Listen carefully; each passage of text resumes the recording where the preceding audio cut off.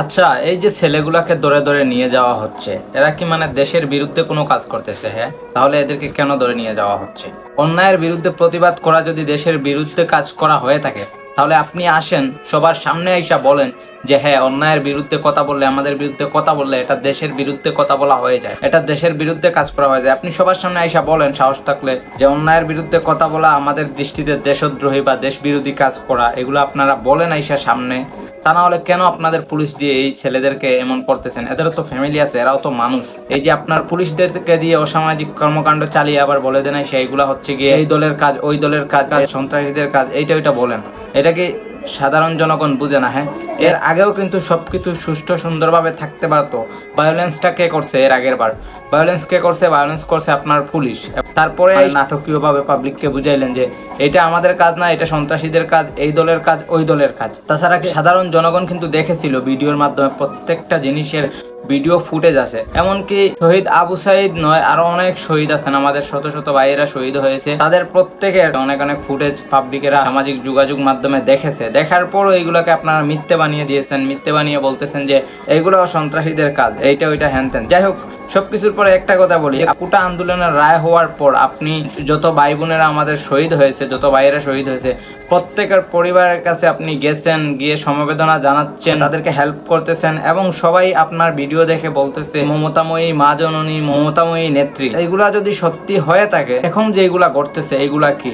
এর আগের বারও কিন্তু আপনি যদি একটু গুরুত্ব দিতেন তাহলে কিন্তু এরকম হইতো না। এরকম যে ভায়োলেন্স যে হয়েছে, ভায়োলেন্সটা কিন্তু ছাত্ররা ডেকে আনা নাই, ভায়োলেন্সটা আনা হয়েছে প্রথমে পুলিশেরা গুলি চালিয়েছে ছাত্রদের উপর, তারপরে উল্টো পাল্টা দেওয়া হয়েছে একে অপরের মধ্যে। এই জিনিসগুলা কে করিয়েছে? আপনিও চাইলে প্রথমে এই যে শত শত প্রাণ গেল, এই প্রাণগুলা কিন্তু যাইতো না, এবং এই যে দেশের ক্ষতিগুলাও না হইছে, এগুলাও হইতো না।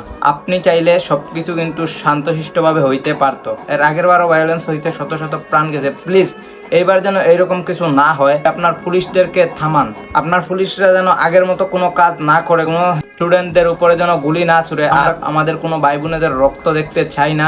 Please stop this, stop your police.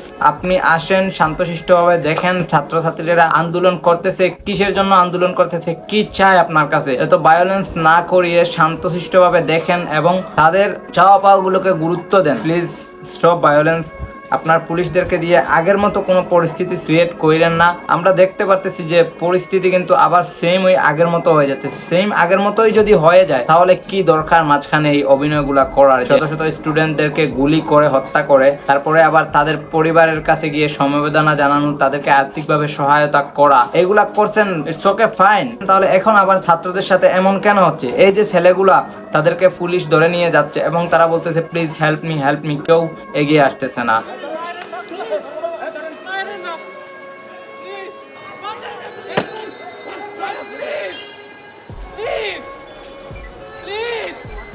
একটা মানুষ এগিয়ে আসতেছে না। অনেকে ক্যামেরা হাতে ভিডিও করতেছে, কিন্তু কেউ এদেরকে হেল্প করতে আসতেছে না, কারণ জানে পুলিশেরা এখন কতটা ভয়ঙ্কর। পুলিশেরা এখন কোথায় কোথায় গুলি ছুড়ে মানুষ মারে। এদের চোখে এখন বাংলাদেশের জনগণ মানুষ না, শুধু তারাই একমাত্র মানুষ। কিন্তু বাংলাদেশের মানুষের চোখে কুকুরের চেয়েও নিকৃষ্ট হচ্ছে গিয়ে বর্তমানে পুলিশ। ভয়ে কেউ কাউকে হেল্প করতেও আসতেছে না, এমন একটা পরিস্থিতি ক্রিয়েট হয়েছে। প্লিজ এই পরিস্থিতিগুলো আপনি চাইলে নিয়ন্ত্রণ করতে পারেন মাননীয় প্রধানমন্ত্রী। আর যদি কোনো ভাই বোনের রক্ত যায়, তাহলে আমরা মেনে নিব যে আপনি কখনো আপনার দেশের জনগণের ভালো চান না। এখন সবকিছু ডিপেন্ড করতেছে আপনার উপর। প্লিজ আপনি এই জিনিসগুলোকে একটু শান্তশিষ্টভাবে হ্যান্ডেল করেন। একজন দেশের প্রধানমন্ত্রী এরকম হওয়া উচিত না। আপনি একদিক দিয়ে গিয়ে দেখাচ্ছেন যে যা হয়েছে তা কখনো আমার কাম্য ছিল না।